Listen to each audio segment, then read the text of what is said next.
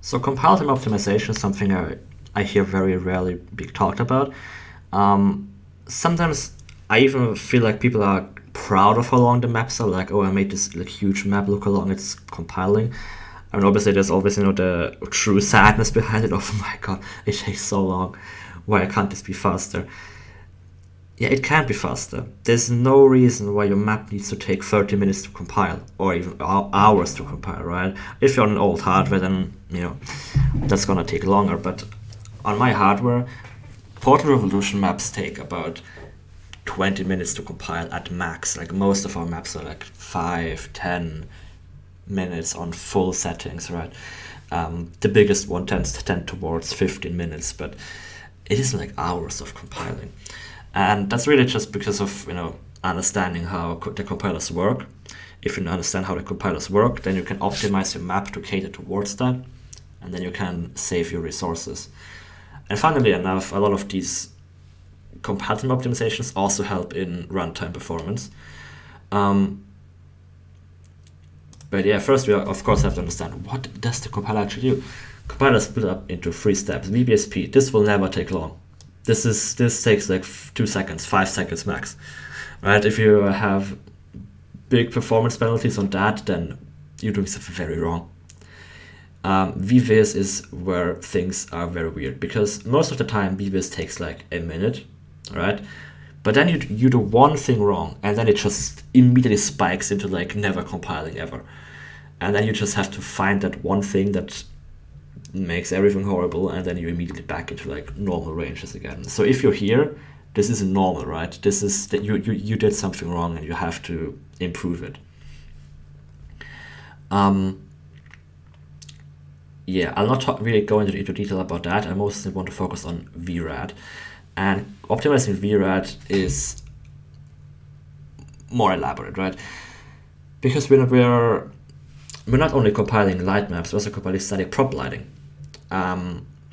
To understand that, I have a map open here from Portal Revolution. You've probably seen this if you've seen the gameplay demos. I'll just quickly turn off tool brushes so we can focus on what's important.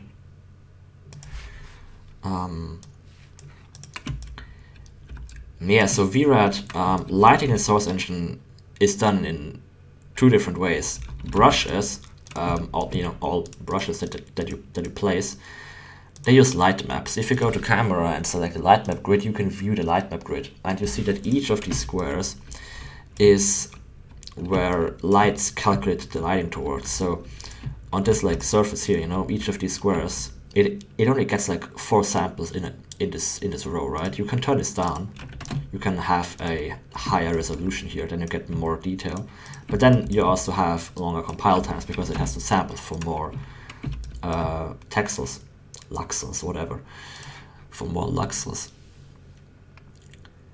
Yeah, that is how lighting is calculated, and you can optimize that. You can go into your light map grid and find surfaces that are far off and that you don't really need much detail in, and you can tweak the settings to calculate less there.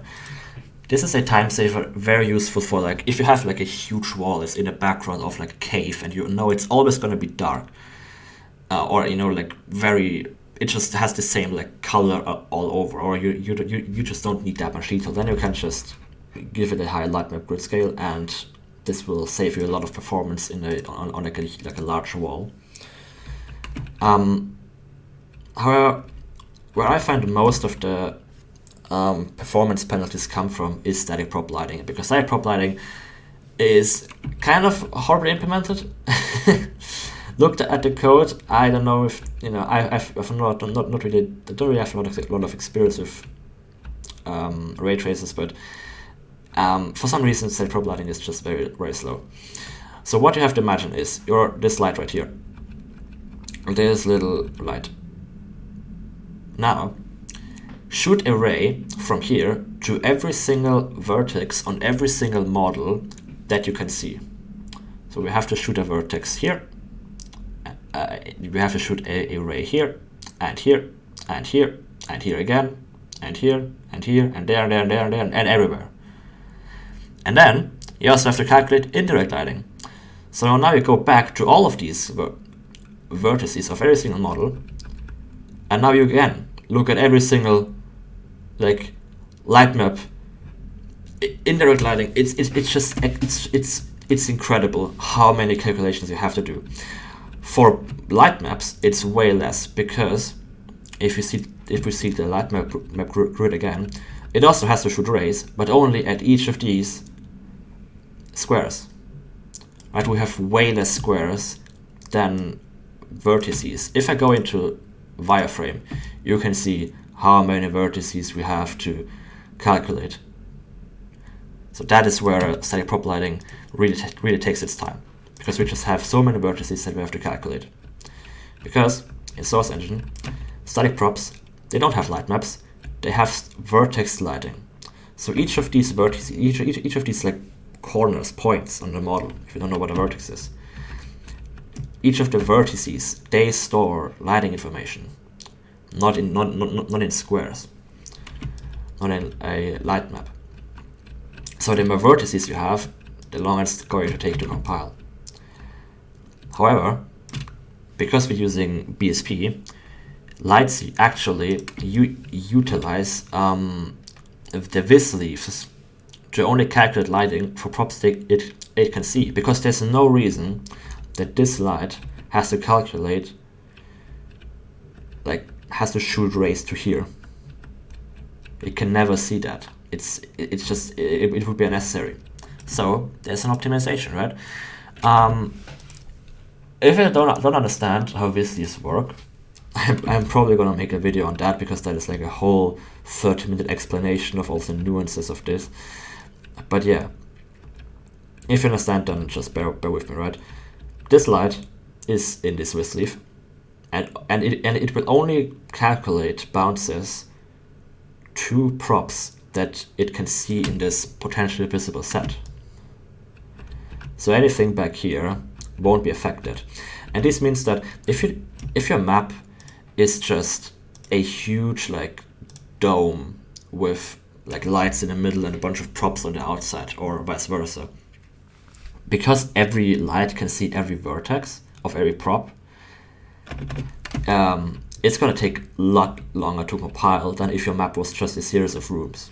So this, for example, is kind of worst case. It isn't a worst case, but it is, this isn't that fast to compile. It isn't that bad, because it isn't a big map, but like every light can see pretty much everything in this map, right? If the map is, I'm not going to open another map, but if you have a map that is more of just a series of corridors, your compile times are going to go way down. Now this is obviously sad, right? Like, we're limited by the engine of what maps we can produce, where the engine rewards us for making corridors like Half-Life and Half-Life 2 or whatever, and punishes us for making open worlds. Well, yeah, first of all, yes, that is what the engine was made for. The engine isn't made for open world stuff. You can't. It's just not gonna happen, right? And if you do want to make like an open sort of like area, then you'll just have to utilize other tricks to help you with that. There is a maximum distance here, but this doesn't actually speed up anything, I would think, because it's still, I mean, it speeds up a bit, right? It's gonna speed up indirect bounces, because it doesn't have to do them anymore, but it still has to raycast everything it can see to calculate the distance. Sorry if my terminology on ray casting and ray tracing and everything there is incorrect, because I keep mixing them up.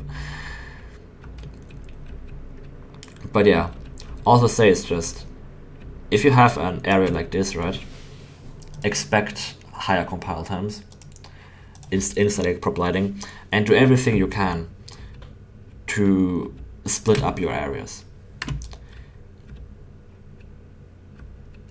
I mean, even here, if you use hints properly, you could probably save a bit of compile time. But yeah, that is a a little tip on how to how to optimize your compile time, because optimizing compile time, I think, is very important, right? On Revolution, we don't really have that long of compile. We don't have hours of compile times. The longest maps take like 20 minutes, and those are like the worst cases, where we actually have like huge areas and tons of lights in them. Yeah, hope that helped.